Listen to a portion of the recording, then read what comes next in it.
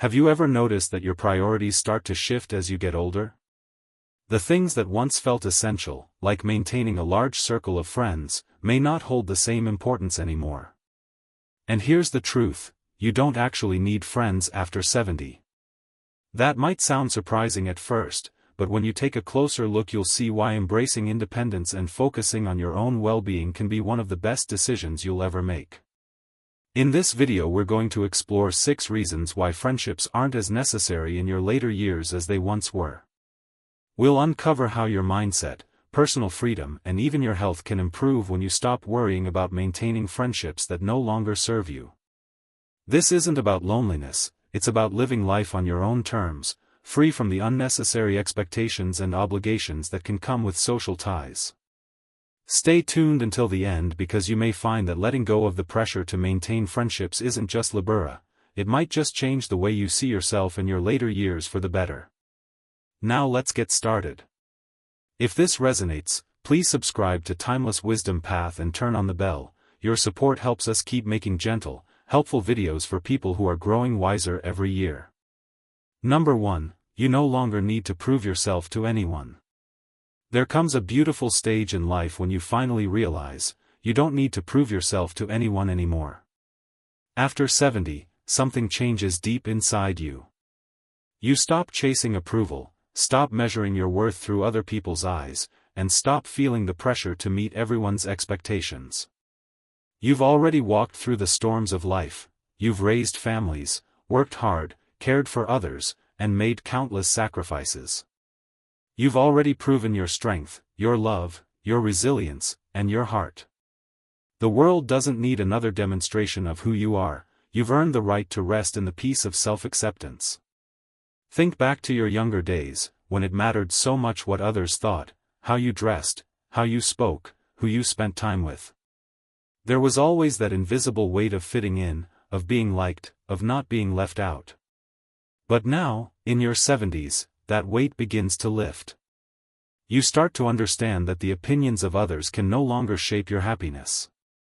You've lived too much life, learned too many lessons, and survived too many challenges to still let someone else decide your value. Your worth isn't tied to how many people admire you, visit you, or call you their friend, it's written in the life you've lived, the love you've given, and the wisdom you carry quietly in your heart. Take Harold, for instance, a man who spent decades in a busy career surrounded by people, colleagues, clients, acquaintances who praised him when he succeeded and disappeared when he stopped being useful to them. When he retired, the noise faded.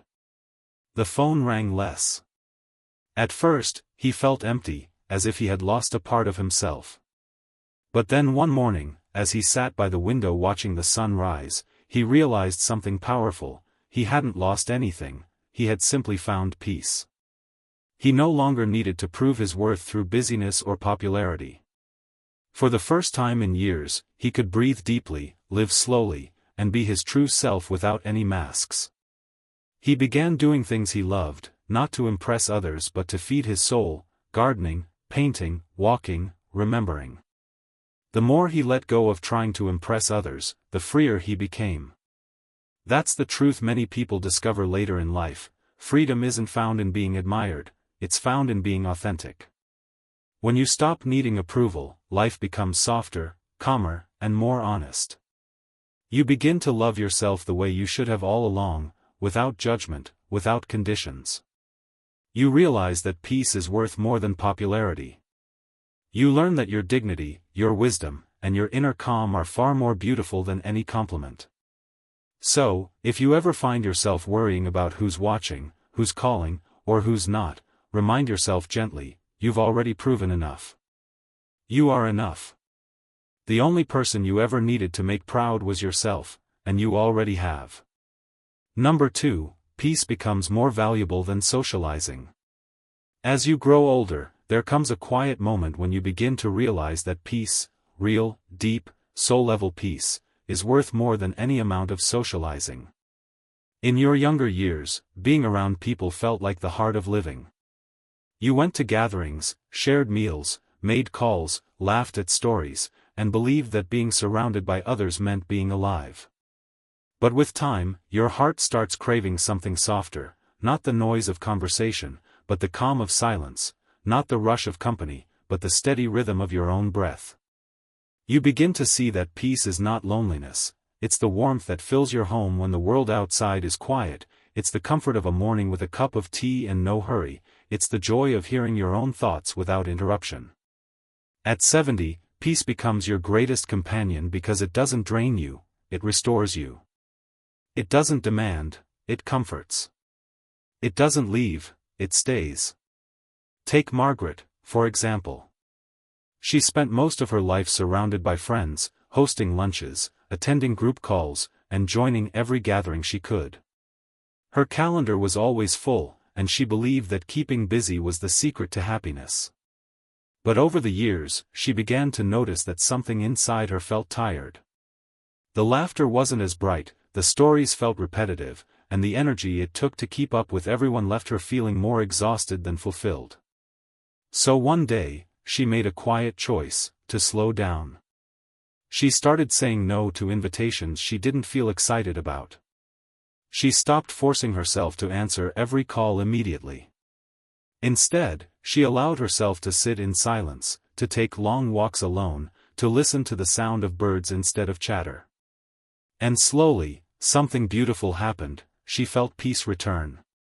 She began to smile without reason, to feel lighter, to enjoy her own company without guilt. She realized that she didn't lose anything by stepping back, she gained everything that truly mattered. There's a kind of joy in stillness that social life often hides. When you stop chasing constant activity, you begin to notice the beauty of small things, the sunlight through your curtains, the way your favorite song feels, the peace of knowing you don't have to be anywhere or please anyone.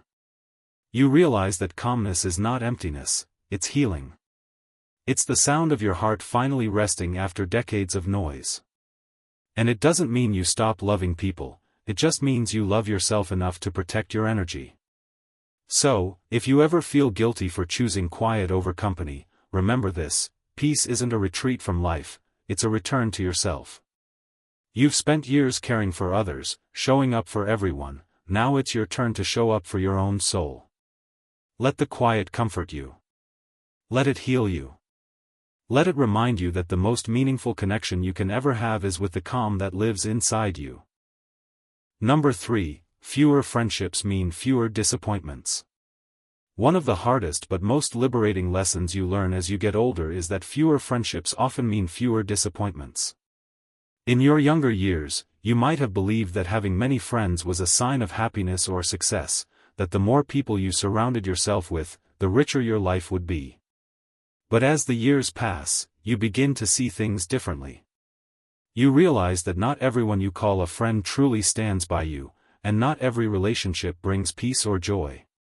Some friendships fade quietly when life changes, others end painfully when loyalty is tested, and a few reveal that they were built on convenience rather than genuine care. At 70, you start to understand that your heart has limited space, and it deserves to be filled only with kindness, respect, and sincerity. You no longer have the energy for one-sided relationships, where you are the one always calling, always listening, always giving, while the other person disappears when you need them most. You've spent a lifetime being there for others, now it's time to be there for yourself. Take William's story, for example. In his younger years, he was always surrounded by people. His phone was constantly buzzing, his weekends were full, and he took pride in being the friend everyone could count on. But when he faced a difficult time after losing his wife, most of those people disappeared. The ones who used to laugh with him suddenly had no time. For a while, he felt deeply hurt, wondering what he had done wrong. But then something shifted, he realized it wasn't his fault. People come and go, and sometimes their presence was never as deep as it seemed. So, he decided to stop chasing after those who didn't show up for him. Instead, he focused on a small circle of genuine connections, people who cared, even in silence. And surprisingly, he found more peace in those few relationships than he ever did in a large crowd. He began to understand that quality matters more than quantity, and that real friendship doesn't need constant attention, it just needs mutual love and respect. When you have fewer friendships, your life becomes lighter. You stop waiting for calls that never come, stop worrying about why someone forgot your birthday, stop feeling disappointed when your kindness isn't returned.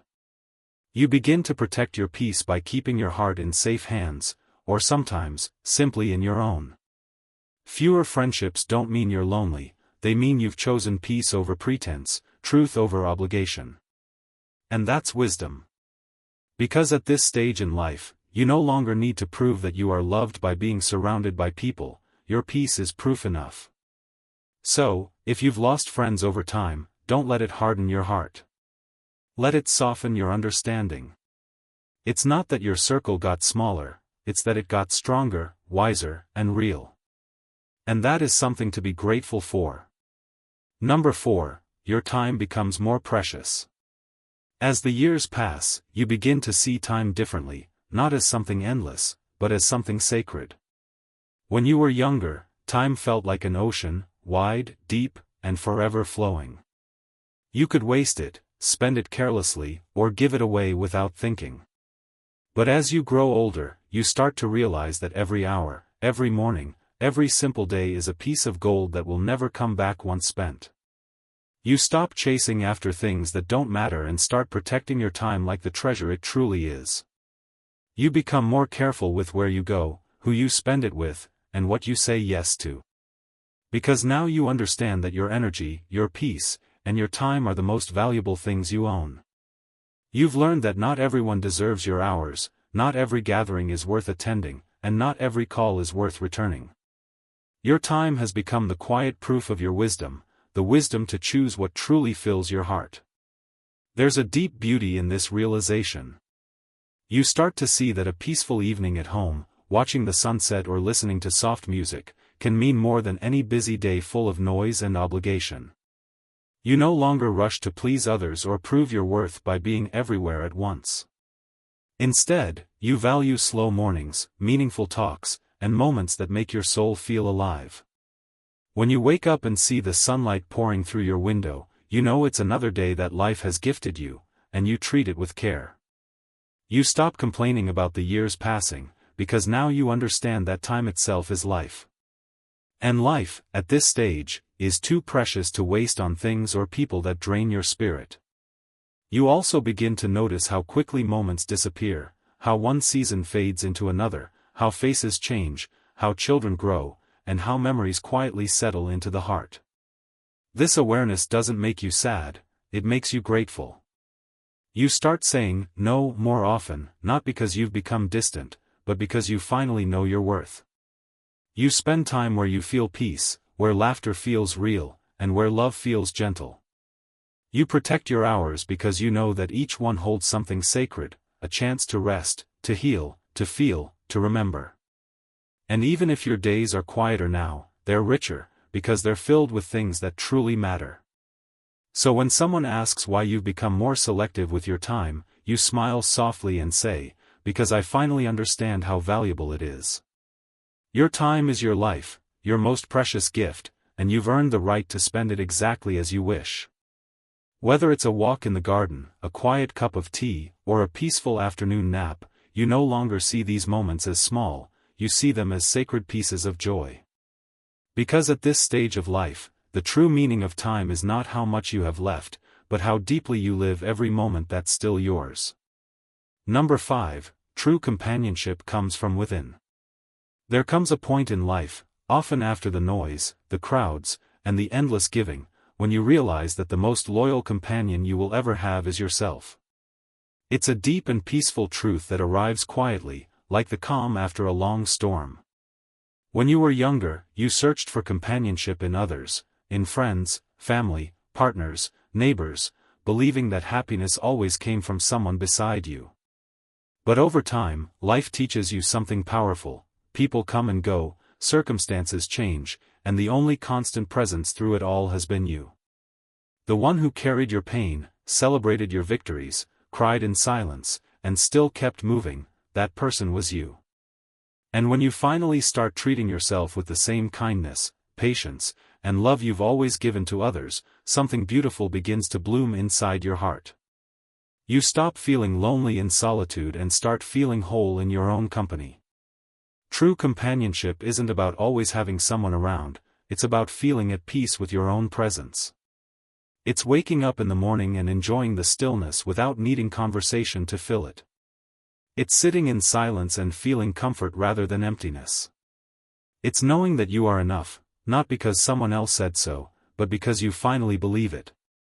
There's a quiet strength that comes from being your own best friend, from learning to listen to your own thoughts, soothe your own heart, and remind yourself that you have survived everything life has thrown your way. When you begin to see yourself with compassion instead of criticism, with gentleness instead of judgment, you discover a love that never fades, the love that comes from within. Many people fear being alone, but being alone and being lonely are not the same. Loneliness is when you've forgotten how to connect with your own soul. But when you rediscover that bond, when you start enjoying your morning walks, your quiet evenings, your small rituals, you realize that solitude can be deeply nourishing. You start understanding that your heart has always known how to comfort itself. You find joy in simple moments, watering your plants, reading your favorite book, watching the sky change colors. You no longer chase company out of fear. Instead, you welcome it only when it brings peace. You understand that true companionship doesn't mean depending on someone to make you happy, it means having someone to share happiness that already lives inside you. So, at this stage of life, you begin to cherish your own presence as something sacred. You become your own calm in chaos, your own light in the dark, your own steady hand when life feels uncertain. You realize that self-companionship is not isolation, it's liberation. Because once you find comfort within your own heart, you'll never truly be alone again. You carry your peace, your memories, your laughter, and your strength wherever you go. And that quiet friendship with your own soul, becomes the truest, most lasting companionship of all. Number 6, letting go opens the door to a more fulfilling life. As the years go by, you begin to understand that holding on too tightly, to people, regrets, or moments that have already passed, only weighs you down. There comes a time when you realize that letting go isn't losing, it's healing. It's freeing yourself from what no longer serves your peace. You stop replaying what could have been and start appreciating what still is. Letting go means accepting that some chapters of your life are meant to end so new ones can begin. It's understanding that not everyone who started your story is meant to stay until the end, and that's okay. You learn to release the need to fix, to chase, or to prove. You start breathing easier when you realize that peace doesn't come from control, it comes from acceptance. The moment you loosen your grip on the past, you create space for life to surprise you again. At first, letting go feels like sadness, a soft ache in the heart, a quiet emptiness that lingers. But slowly, it turns into peace. You start to notice the lightness in your steps, the ease in your breath, and the quiet joy that fills the spaces once taken by worry. You learn that the pain you carried for years wasn't punishment, it was a lesson in strength. You begin to understand that forgiveness isn't for others, it's for your own freedom. When you forgive, you don't erase the past, you release its hold on your present. You stop clinging to old memories that no longer bring joy, and instead, you fill your days with gratitude for the moments that do. You realize that life doesn't end when people leave or when things change, sometimes, that's exactly when life truly begins. Letting go also means releasing the expectations you once placed on yourself, the idea that you must always be perfect, strong, or needed. You finally give yourself permission to rest, to slow down, and to simply be. You learn to let go of comparison, of guilt, of all the should have and could have thoughts that kept you trapped in yesterday. And as you do, you begin to feel lighter, like you've been carrying a heavy suitcase for decades and suddenly set it down. You start living more in the present moment, realizing that this, right now, is where life truly happens. You open your heart again, not in fear of being hurt, but in hope of being healed. And one day, without even noticing, you look around and see beauty where pain once lived. You smile without needing a reason. You wake up feeling grateful instead of burdened. That's the quiet magic of letting go. It transforms what once hurt into wisdom, what once broke you into strength, and what once ended into a new beginning. You realize that fulfillment doesn't come from holding tighter, it comes from opening your hands and trusting that whatever is meant for you will find its way. Letting go is not the end, it's the beautiful beginning of a lighter, freer, and more peaceful life. This idea, that you don't need friends after 70, is not a call to loneliness. It's an invitation to choose freedom, to honor your time, and to protect your peace. It asks you to hold a fierce love for yourself, to stop performing, to stop tolerating disappointments, and to cultivate a rich companionship with your own heart. Which part of this touched you the most? Did a name or a story feel familiar? Share one small thing you'll try this week in the comments below. Your reflection helps others feel seen and steady. If this video helped you feel understood, please like, subscribe to Timeless Wisdom Path, and turn on notifications so we can keep bringing gentle, thoughtful content for those who want to age with dignity, curiosity, and joy. Thank you for listening, take care of yourself, and I'll see you in the next video.